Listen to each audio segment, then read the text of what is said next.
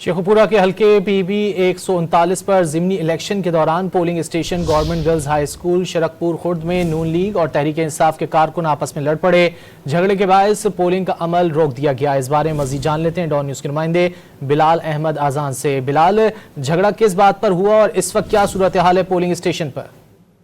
जी बिल्कुल, देखिए रजी, ये जो दोनों जमातों के कारकुनान है पीटीआई और नून लीग में तसादुम का जो वाकया शरकपुर खुर्द का पोलिंग स्टेशन नंबर 40 और 41 है, जहां पे वोटर्स को माइल करने की वजह पे जो है वो दोनों जमातों के कारकुनान आमने सामने आए हैं। एक दूसरे पर जो है वो लाठीचार्ज, वहां पे मतलब एक दूसरे के साथ डंडे भी उनके हाथों में थे, कुर्सियां चल गई हैं और पुलिस की जो भारी नफरी है वो मजीद तलब कर ली गई थी। पुलिस ने पहुंचकर जो हालात पर कंट्रोल किए।